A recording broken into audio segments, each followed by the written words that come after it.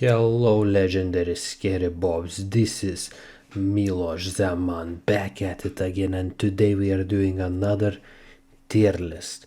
And today's tier list is the UFC GOATs tier list. I put pretty much every GOAT of each division. However, for some divisions it's like arguable. So for example, for featherweight, some people say it's Volk, some people say it's Jose Aldo, so I put both of them. And for light heavyweight, I put not only John Jones but DC, because John Jones wasn't clean, DC was, and DC is still considered one of the GOATs because he was also a double champ. So these are my tiers. I have a Fader tier here. I will explain that later. So let's start here. Okay, Khabib. Khabib, I think, is an interesting one. Overall, as a GOAT, like, he's clearly the GOAT of his division. Islam may surpass him soon, we'll see. But so far, he's still the GOAT of his division. I mean, he's the most dominant fighter of all time. However, his resume isn't that good, and also apart from his resume, like, he just doesn't have enough longevity. Like, if he stayed a bit longer, in the sport, he could have racked up more title defenses and beaten some more people in his division. And his early wins are against, like, very bad record opponents, especially outside of the UFC.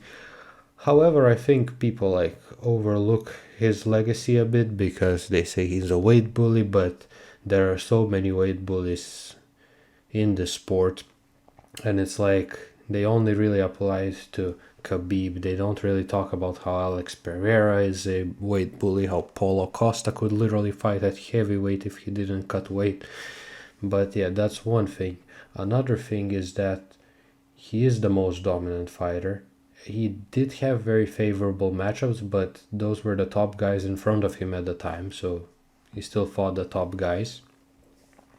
And he looked very impressive. I feel like his resume is a little bit underrated because people say he only has 3 good wins, Conor, Gaethje, and Poirier. But he beat a prime RDA pretty much, who was on a streak, I think, before he lost to Khabib. And then after that, he became a champion. So people give RDA as a notable win for some other people who have not even beaten him in his prime and don't really count it as Khabib's good win. Also, with Edson Barboza, I think it was also very impressive. He was a good fighter also in his prime. So I think his resume is a little overlooked. And another thing is that a lot of people did not want to fight him during his up-and-coming days, when he was tearing through the division. Almost everybody ducked him. Then he also had some injuries, and he was not given a title shot, which he deserved because of his injuries and because of Conor holding up the division. So I feel like his resume and his legacy could have been a lot better, but he had some unfortunate things in his career. So let me put him B. I think he's still good, but he could have done more if he got a bit luckier or if he stayed. Also, he stopped fighting just because of his father's passing, so yeah, that is also unfortunate, but understandable why he stopped fighting. Jose Aldo,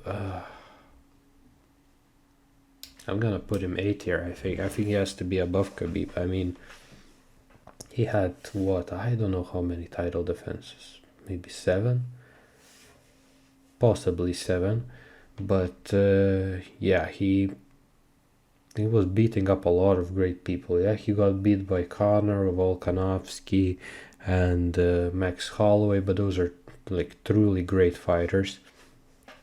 And also, adding on to that, way after his prime, he went down to 135 and he started beating up a lot of the 135ers. He actually put up a decent fight against even Jan, in his prime. So it's very, very respectable. He probably did the best against Merab out of the recent people too that Merab has fought. He is incredibly well-rounded, great takedown defense, and he has done so much throughout 2 divisions, and his greatness is just phenomenal. Daniel Cormier. Let me think. I mean, he was a double champ, and he only lost to the 2 greatest, like in each division, Stipe Miocic and John Jones. So because of that, he has to be pretty high up. But then again, he still lost to them. He has beaten Stipe though, once. I feel like it's probably A as well. He has beaten a lot of great fighters, and he was very dominant and became a double champ. So and he fought at light heavyweight during a very strong light heavyweight era, unlike right now. GSP, I guess I gotta put him in S tier. I mean, he had some losses, but he avenged those, and I think he only lost twice, if I'm not mistaken, and he avenged both of those losses. So, and he has just been mostly dominant. Not every fight, of course, but like even the controversial fights like Johnny Hendricks won, it's like it was just unfair. The guy was juiced up to his gills, and GSP still managed to arguably beat him. So I don't really count that fight.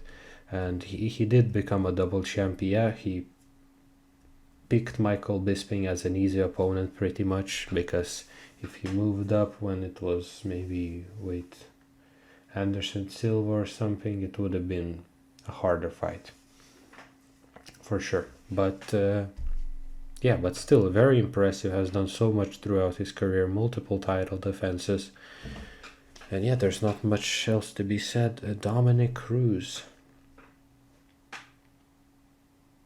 I don't know. I mean, he is a pretty great division. I do feel like he's probably like the worst fighter out of most of these GOATs, like straight up, because he's so susceptible to leg kicks. He can wrestle quite well, but not like on an elite level, and his movements like can give trouble, but now people are figuring them out, and I feel like the longer you're in there with him, like for 5 rounds, you can really figure him out. However, he has beaten a lot of the top guys, like many top guys, like TJ Dillashaw, Uriah Faber, and he has had like 3 title defenses maybe. I'm not sure if in a row at least. He probably has more because he lost the title, then he regained it. I don't know, but I don't know. I mean, as for I'm gonna put him in C tier.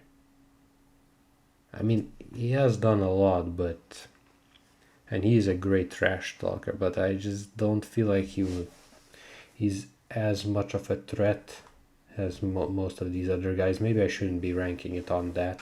We'll see. But he also lost to Cody Garbrandt really badly, that one fight. And Cody Garbrandt has gone downhill since. So yeah.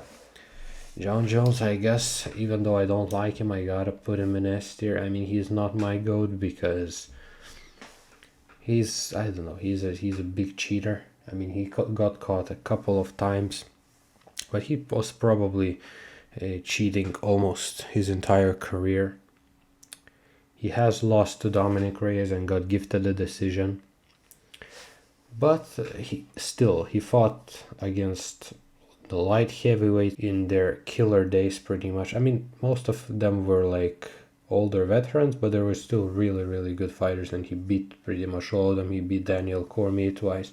I do feel like if he didn't cheat, maybe he would have lost some of those fights, or at least one of them.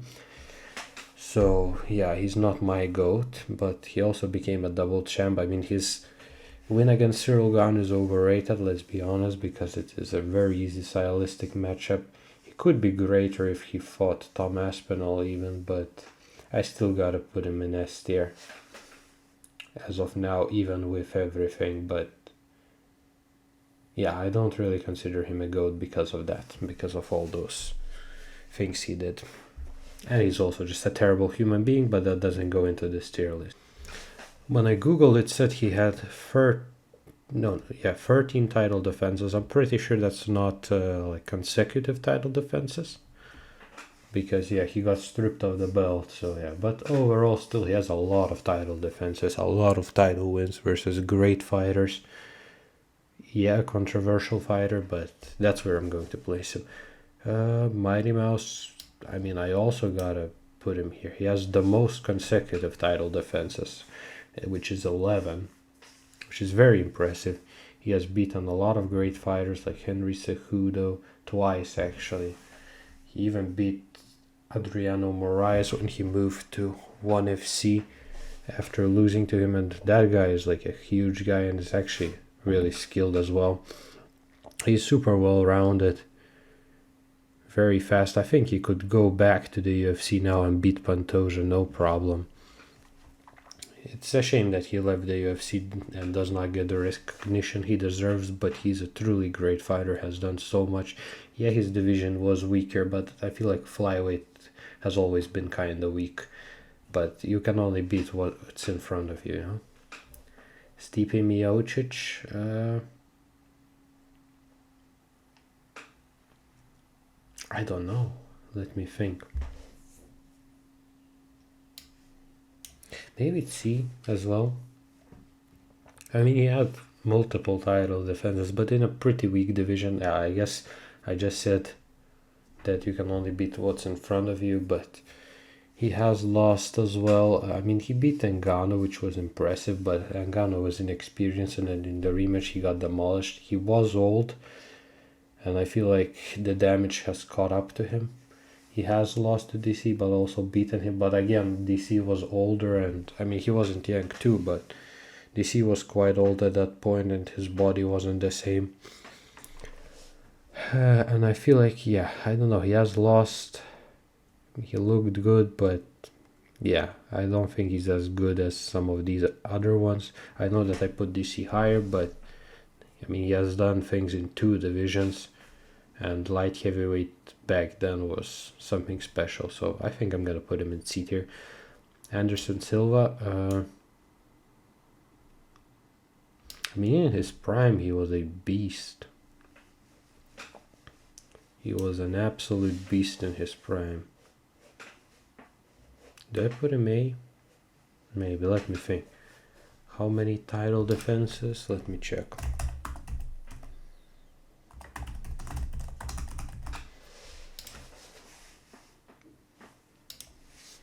He had 10 consecutive title defenses. I mean, I thought he had a lot, but not that much. It wasn't the strongest division once again, but he beat like a lot of people, like Vitor, Chael Sonnen. I mean, we all know Chael Sonnen beat him actually, but yeah, he just didn't know the rules. He thought if he taps, he loses that round, not the whole fight. So yeah. This is the truth. That was a misunderstanding of the rules. And the way I thought it worked was that if you tapped, you lost that round. So I thought what they would do is they go to a judge's decision, they go 4 rounds to 1, and we go home and I'd be the new champion. And if anyone had explained to me that that stops the bout in its entirety, I would not have tapped. So really it's been more about just educating yourself on the rules this time around. And It was a complete misunderstanding. That was unfortunate from Chael, but yeah. I mean, even past his prime, he went and gave some people good fights, like Michael Bisping, very close fight. Some people thought he won. He actually gave Izzy a good fight, surprisingly, even though he was way past it. Yeah, then he started losing to a bunch of people. But he was very impressive during his prime. Like, his striking was phenomenal. I know that Chael kind of beat him up most of the fight, but he was truly special. He was on gear, but, you know, maybe I'll put him in S tier. I know they are on gear, so I won't consider them my GOATs, but overall what they've done in their careers is truly phenomenal. I mean, they have looked so dominant, and he almost looked untouchable at one time, straight up, and yeah, his title defenses and everything has to be S tier, I think. Volkanovski, he hasn't defended the title that much, like 5 times. I mean, it's still very impressive, like compared to, I think all of these guys had like 3 title defenses, I think.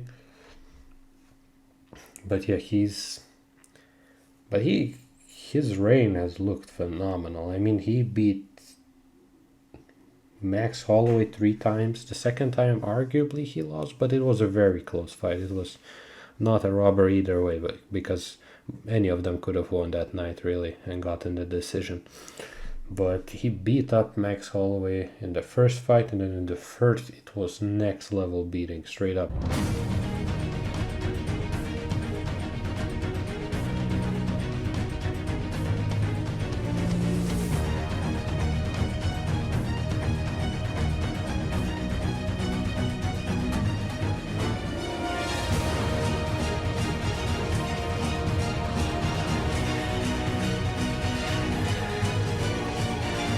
And Max Holloway has looked impressive since then and before that, so just a great win. And also, I don't know, he beat up Brian Ortega. He just looked very dominant and hard to beat. And even when he came up to lightweight and gave Islam Makhachev the tough fight, we did not expect that, but it was very close fight, and yeah, it was surprising. Yeah, Makhachev did not have much time to rehydrate. Khabib wasn't there with him, and there were a lot of things for Makhachev, but it was still super impressive. And he actually went up and fought Islam again because he has the balls. Unfortunate, he shouldn't have done that, but then he got beat by Topuria. But still, with how much he's done, how great and dominant he looked, he's just a phenomenal fighter. And in the featherweight division, it's pretty hard to have even 5 title defenses. So I'm still gonna put him in A tier, I think, as well. I'm gonna put Jose Aldo above him probably. Maybe purely featherweight, I would put Volkanovski higher, but Jose Aldo has also done so much in bantamweight to just destroy that kid who likes to kick. And Fedor, guys. To be honest, I pretty much almost never watch Fedor. I mean, I watched him against Chael Sonnen, but yeah, I haven't really watched too much of Fedor, especially in his prime, so I can't really say, so I'll just put him in the Fedor tier, guys. Wait, let me see. I guess I'll just keep it like that. So, as you can see, 3 black men in S tier, and then 1 white above them in S tier too, So guys, this is my list. Comment down below whether you agree with this or disagree. Hit the like, subscribe, and comment down below some more tier list video ideas. See you. 3! I never stop, motherfucker! Never! Basic suits my balls!